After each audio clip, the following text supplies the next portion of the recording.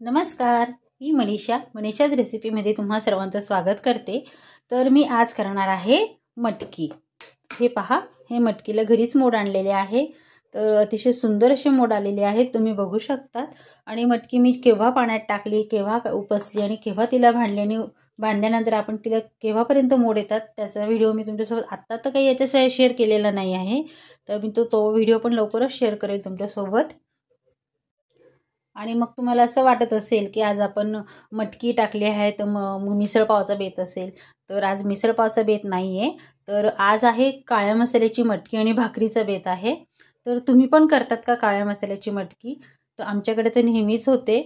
तर सारखा पाव नको म्हणून मी मटकी तर खाल्ली पाहिजे म्हणून मग मी काळ्या मसाल्याची पण करते। तर आज आपण तीच करूयात। तर यातील थोडीशी मटकी मी घेणार आहे, अर्धी। आता मी कुकर घेतला आहे, त्यात एक अर्धा ग्लास पाणी घातलं आहे आणि ही मटकी यात टाकून द्यायची आहे। आणि मी यात घालणार आहे थोडेसे शेंगदाणे आणि थोडीशी अशी हळदी आणि थोडंसं असं मीठ। आणि याच्या छान 2 शिट्ट्या करून घ्यायच्या, छान शिजवून घ्यायची आहे।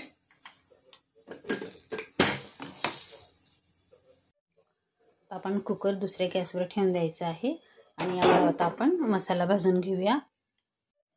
आता आपण सगळ्यात पहिले कांदा लांब लांब कापून घेतलाय, त्याला छान भाजून घ्यायचा आहे। कांदा आता भाजत आलेला आहे, अर्धवट भाजलेला आहे। आता आपण त्यात टाकणार आहोत खोबऱ्याचा किस। खोबऱ्याचा किस तुम्हाला थोडा पिवळसर दिसत असेल, कारण की किसणीने मी ओली हळद किसली होती, त्यामुळे तो जरा थोडासा पिवळा दिसतोय।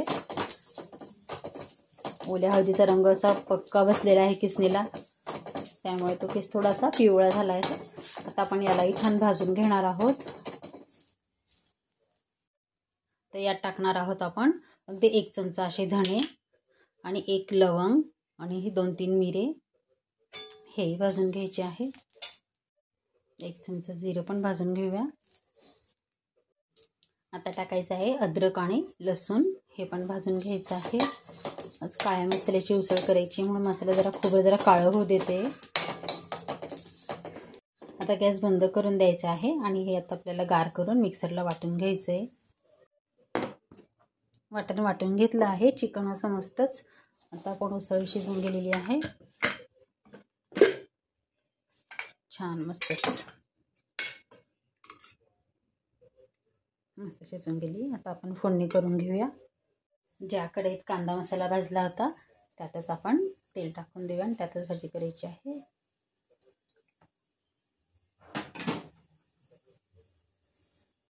तेल तापत आलं की आपण टाकूया त्यात हिंग आणि जे वाटण करून घेतलं आहे ते पण आपल्याला टाकून द्यायचं आहे। मसाला छान भाजला जातो आहे, आपण भाजताना त्याला छान भाजला होता आणि आता तेलात चांगलाच परतला गेला आहे। आता आपण त्यात टाकणार आहोत तिखट, हळद, काळा मसाला आणि कांदा लसूण मसाला। आणि मी एका बाजूला स्टोवर पाणी गरम करत ठेवलेलं आहे, याला परतवून घेऊया छान। त्या मसाल्यात आपल्याला टाकायचं आहे उसळीचं गरम पाणी, थोडं टाकूया, एकदम न टाकता। मसाला छान भाजला गेला आहे, छान त्याला तेलही सुटतंय आता। तर आपण आता यात टाकायचं आहे मटकी, जी आपण शिजवून घेतली आहे ती। यात टाकायचं आहे आपल्याला गरम पाणी, आपल्याला घट्ट पातळ किती हवी त्या प्रमाणात करायची आहे। मी 1 ग्लास पाणी घातलंय। आता टाकूयात आपण चवीप्रमाणे मीठ शिजतानाही आपण चिमूटभर मीठ घातलं होतं। आता घालूया थोडासा असा गुळाचा खडा, तोही उकळून घ्यायचा आहे।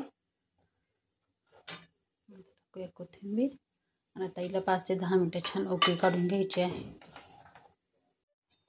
उसळ छान होऊन गेलेली आहे, मस्त रंग पण आलेला आहे, तुम्ही पाहू शकतात। खूपच छान अगदी सुगंध येतोय घरभर, मस्त चवीलाही खूप छान लागते ही मटकीची उसळ काळ्या मसाल्याची। आपण नेहमीच उसळ पाव खातो, कधीतरी भाकरीसोबत पण खाऊन पहा। चला तर आता आपण हा गॅस बंद करून द्यायचा आहे। मस्त चटकदार मसालेदार मटकीची उसळ तयार झालेली आहे। आपल्या आपली छान झणझणीत अशी थाळी तयार झालेली आहे. मस्त मसालेदार मटकीची उसळ, भाकरी, पोळी, दह्याची वाटी, निंबू, कांदा, कैरी आणि पापड. तर आजचा व्हिडिओ आणि आजची रेसिपी तुम्हाला कशी वाटली आहे? रेसिपी आवडल्यास लाईक करा, शेअर करा, सबस्क्राईब करा, कमेंट करायला विसरू नका. चॅनलला नवे असाल तर पटकन सबस्क्राईब करा, जेणेकरून तुम्हाला अशाच नव्या जुन्या रेसिपी पाहायला मिळत जातील. थँक्यू.